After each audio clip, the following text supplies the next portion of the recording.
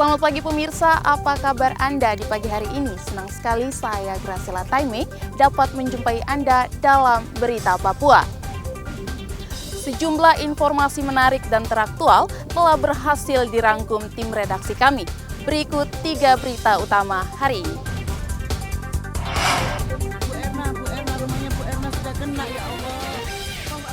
Dalam 1 jam, ada 3 tempat beruntun diduga dibakar di kota Jayapura. Puluhan narapidana kabur dari lembaga pemasyarakatan kelas 2 Sorong. Jaringan internet putus, warga Merauke mencari jaringan di sejumlah kawasan.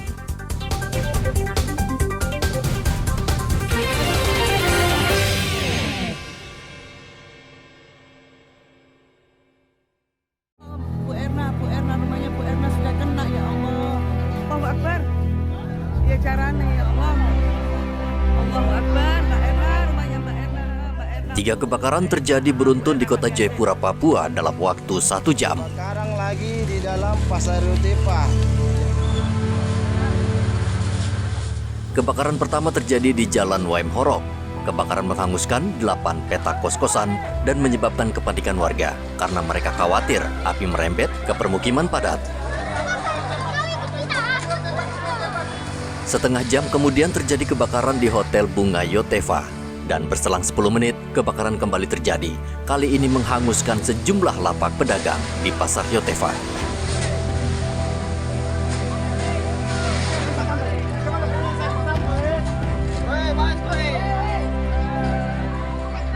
Empat mobil pemadam kebakaran kota Jayapura dibantu mobil water cannon milik Polres Jayapura Kota diterjunkan ke lokasi.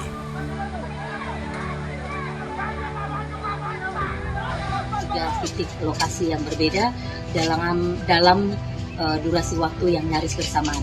Titik yang pertama terjadi di RW 07 RT 06 Kelurahan Waim Horok, Distrik Abepura. Telah terjadi kebakaran yang menghabiskan 11 petak rumah kos dan ditambah 1 gudang.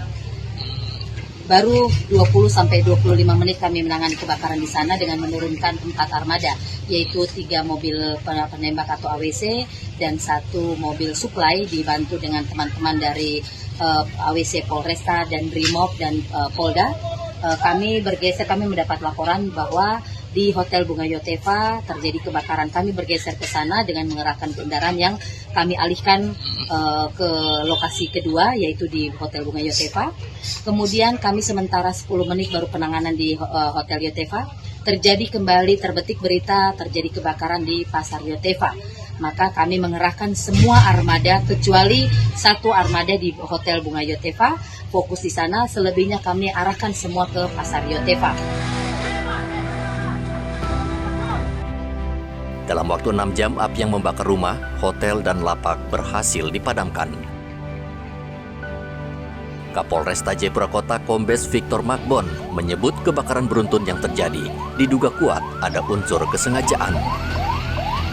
Pencegahan apabila ada kejadian susulan dengan meningkatkan kegiatan patroli gabungan.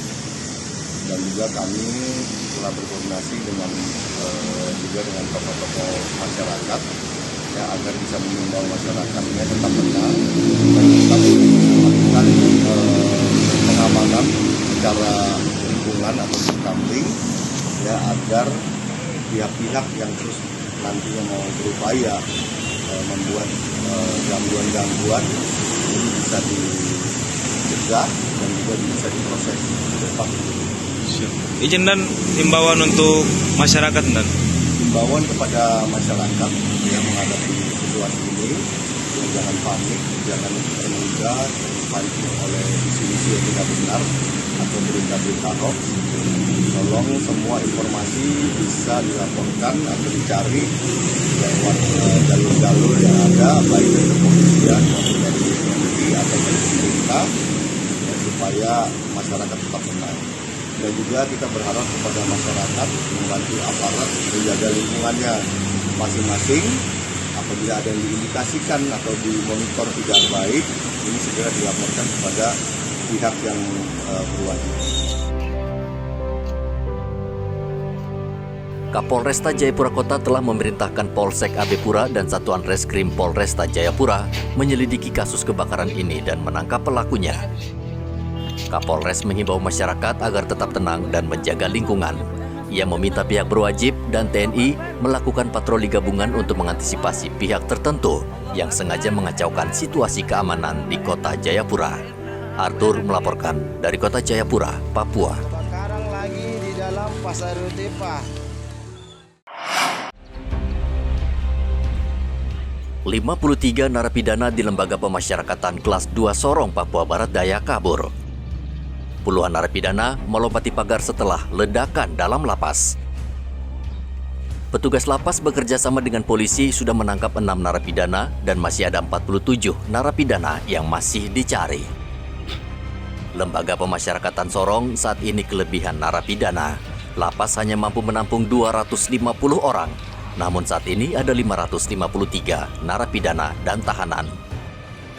Dan dibunyikan petasan waktu saat ibadah mau keluar. Bersamaan dengan majelis gereja dan pendeta.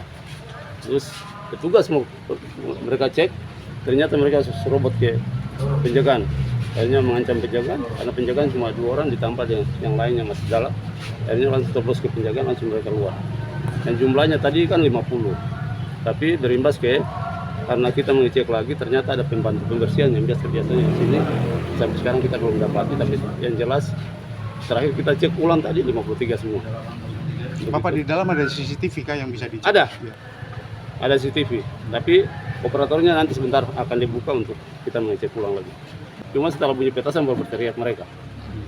Nah, kalau saya bilang rencana apa mungkin? Ya mungkin pada mereka, tapi kita selama ini saya sudah mulai antisipasi dari sejak tanggal 1 sampai tadi kan saya cuma mau bergerak untuk yang keluarga mandi, terus ternyata kejadian itu saya balik. Jadi itu saya tetap pasti ada rencana mereka masing-masing. Oh, kapasitasnya 250. Ya, sudah masuk kategori over kapasitas ya Bapak? Oh, kita PSDM kurang, jumlah pegawainya kurang. Biasa ditempatkan di pos yang di depan itu berapa orang? P2 cuma 1, dua. P2 cuma 2. Slash komandan jaga sama anggota jaga. Polisi dan petugas lapas berusaha menutup jalur pelarian narapidana dengan memperketat pelabuhan dan bandara. Topan melaporkan dari Sorong, Papua Barat Daya.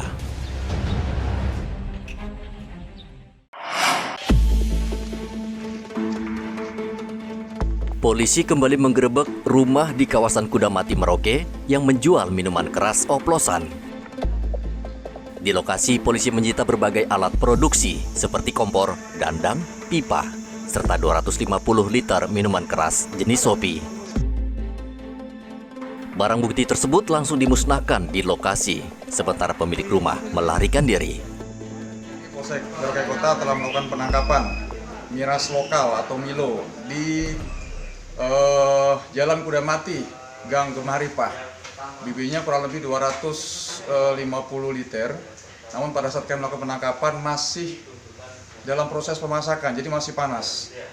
Jadi sekali lagi kami melakukan penangkapan sudah sekian kalinya. Kami menghimbau kepada masyarakat Merauke pada umumnya dan wilayah Merauke Kota pada khususnya. Kami menghimbau supaya masyarakat siapapun itu tidak lagi untuk memproduksi ataupun menjual miras lokal karena sangat merugikan baik secara kamtipmas, mengganggu juga kesehatan masyarakat di wilayah Merauke Kota.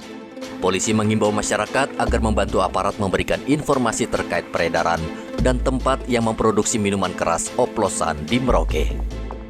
Muhammad Ridwan melaporkan dari Merauke, Papua Selatan.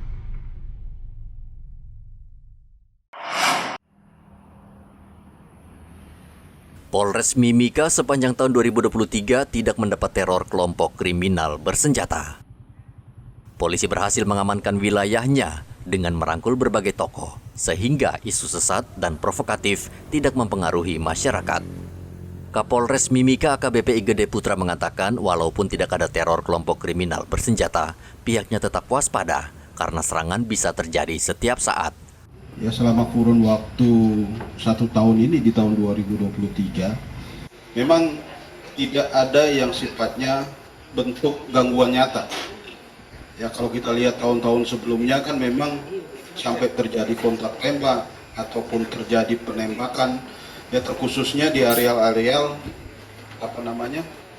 PT Freeport. Ya, sepanjang jalur memang tahun-tahun sebelumnya ada beberapa kali gangguan, baik itu yang sifatnya penembakan maupun kontak tembak. Ya, untuk di tahun ini, ya puji Tuhan sampai sekarang tidak ada penonjolan berkaitan dengan aksi-aksi yang dilakukan oleh kelompok kriminal bersenjata. Ya, ini semua ya tidak terlepas dari peran seluruh tokoh, peran dari seluruh lapisan masyarakat, ya untuk bagaimana kita bersama-sama berkolaborasi ya untuk tetap menjaga kondusivitas daripada wilayah kita di Timika. Ya, jadi untuk gangguan KKB, puji Tuhan untuk di tahun 2023 boleh dibilang hampir tidak terjadi. Polisi tetap meminta keterlibatan masyarakat dalam membantu kepolisian menjaga ketertiban di wilayahnya masing-masing. Igobat Momolin melaporkan dari Mimika, Papua Tengah.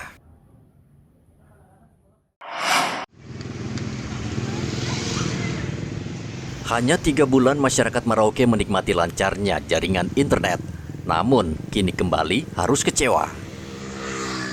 Jaringan internet kembali mati dan sebagian aktivitas masyarakat di Merauke terganggu. Warga pun kembali mencari lokasi yang memancarkan sinyal yang kuat agar bisa berkomunikasi.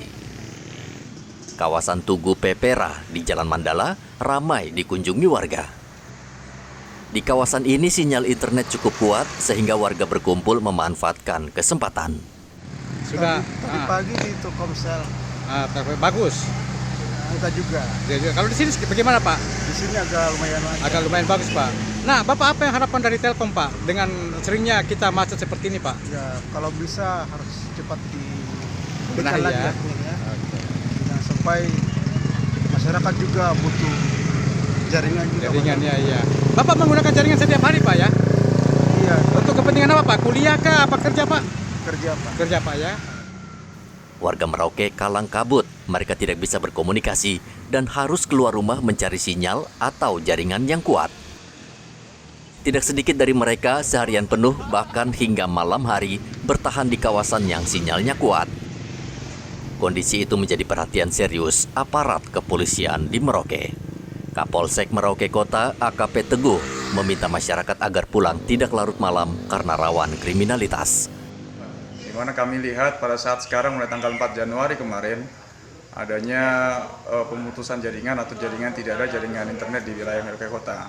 Kami perhatikan masyarakat di Merauke banyaknya keluar sampai dengan larut malam. Tujuannya hanya satu, untuk mencari jaringan. Jadi kami menghimbau kepada masyarakat dipersilahkan untuk mencari jaringan, namun mengingat situasi dan kondisi diharapkan untuk tidak sampai larut malam, bisa segera pulang. Dan jika memang menemukan hal-hal yang dianggap rancu atau potensi Kamtibmas, kami mohon juga segera hubungi kami di Polsek Merauke Kota atau di Polres Merauke untuk mengantisipasi jangan sampai ada peristiwa-peristiwa yang merugikan kita semua. Hingga berita ini disusun, PT Telkom belum memberikan pernyataan resmi terkait jaringan internet yang mati di Merauke.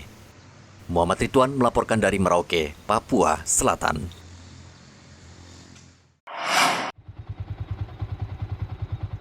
Warga yang datang ke Mapolres Mimika ramai hendak mengurus surat keterangan catatan kepolisian atau SKCK. Pengurusan SKCK sebagai syarat peserta lolos seleksi pegawai pemerintah dengan perjanjian kerja. Perpanjang SKCK ini SKCK lama dengan KTP, kartu keluarga dengan foto 3 lembar tanggal 12. Oh, jadi batas waktunya tanggal 12. Kurang tahu nanti kalau misalnya mau diperpanjang atau tidak, kita belum tahu. Kasih Humas Polres Mimika Ibda Hempiona mengatakan pihaknya sejak pekan lalu sudah menerbitkan 1.000 lebih SKCK. Pelayanan SKCK kepada P3K yang ada di Kabupaten Mimika ini sebanyak 765 berkas. Kemudian hari ini hari kedua sebanyak 500 lebih berkas. Nah, perlu kami sampaikan juga bahwa kepada P3K yang sudah pernah mengurus rumus sidik jari itu tidak perlu lagi untuk melakukan rumus kembali, karena rumus sidik jari itu sekali dipakai untuk selama-lamanya. Nah, kemudian pelayanan kami untuk sidik jari ada di pelayanan 01 atau di Jalan Cendrawasih. Kemudian setelah mereka sidik jari di sana, selanjutnya mereka ke Polres Induk di 32 dan mereka bisa buat SKCK. Kalau masalah administrasi itu kami berpatokan pada PNBP. Jadi PNBP itu dikenakan biayanya 30.000 per berkas itu. Dalam mengurus SKCK, warga hanya membayar biaya administrasi Rp30.000. Igobat Momolin melaporkan dari Mimika, Papua Tengah.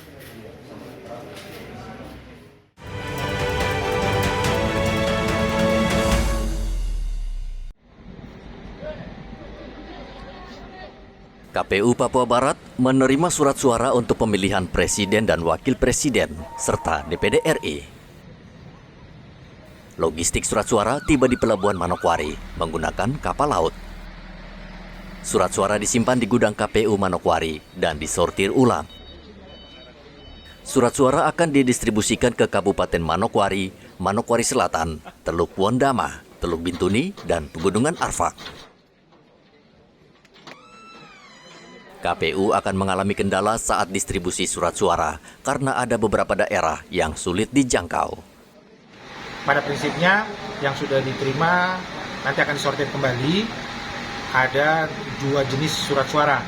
Yang jenis surat suara pertama adalah presiden dan wakil presiden, dan yang kedua surat suara DPD RI. Jadi untuk di 5 kabupaten ini yang baru masuk hari ini adalah 2 jenis surat suara.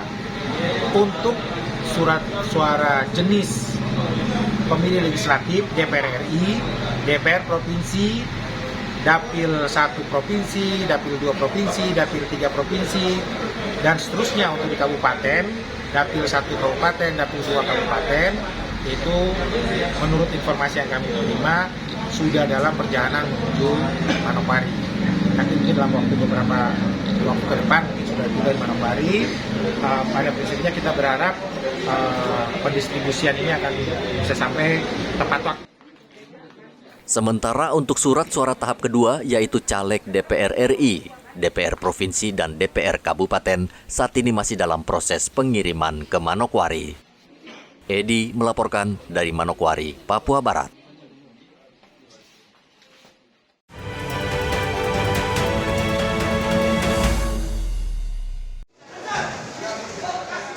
Setelah mogok berjualan selama sehari, penjual daging sapi di Pasar Wamanggu Merauke kembali berjualan.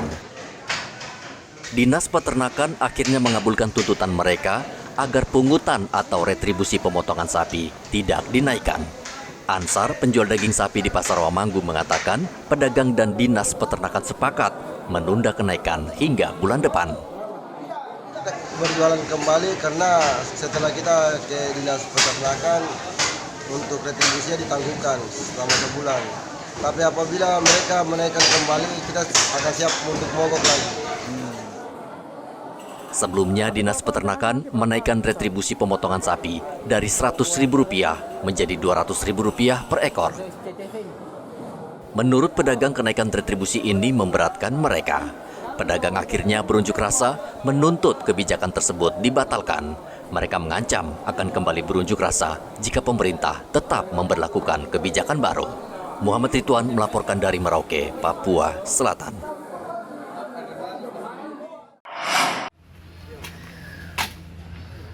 Harga bawang merah dan bawang putih di Pasar Sentral Mimika kembali normal. Normalnya harga bawang di Pasar Sentral karena pasokan dari petani dan wilayah luar Mimika masih banyak. Saat ini bawang merah dijual Rp45.000 per kilogram, sementara bawang putih Rp43.000 per kilogram. Bawang kena berapa sekarang? 45. Merah? Sama. Berat ini dari mana? Dari Bima. Dua-dua. Ya ada dari Jawa, putih mungkin dari Jawa. Tapi memang sejak Natal tahun baru sampai sekarang ini stabil. Stabil. Untuk bawang Air yang anjlok. Hari yang mendominasi nih tomat karena banyak kebutuhan baru pemasoknya nggak ada. Sayuran stabil. Intinya ini stabil juga ya. Stabil, saya bilang stabil lah. Bawang putih, Stabil bawang. lah, saya bilang stabil, kalau 100 saya bilang stabil. Karena di Pulau Pulau sini 45 ya, standar dari kemarin. Tapi sempat Mas Tali bilang 35. Oh yang dulu yo 35. Ini termasuk aku bilang standar karena modal naik cuma 5.000 ya, nggak naik lebih. Bawang putih. Biasanya ini kita jual 60 loh kalau Natalan, tapi ini saya bilang pemasoknya termasuk banyak lah. Bawang merah ini. Oh gitu. Banyak agen lah saya bilang. Bawang putih juga. Banyak agen juga kalau bang. Kalau ini sama itu saya bilang gampang lah masih carinya. Selain itu, harga bawang bombay sempat mahal saat Natal dan Tahun Baru, tapi saat ini sudah normal, yaitu dijual Rp30.000 per kilogram. Igobat Momolin melaporkan dari Mimika, Papua Tengah. Pemirsa, informasi tadi sekaligus mengakhiri jumpa kita dalam Berita Papua. Saya Graciela Taime, mewakili tim kerabat kerja yang bertugas menyampaikan terima kasih, selamat beraktivitas, sampai jumpa. Wanyambe.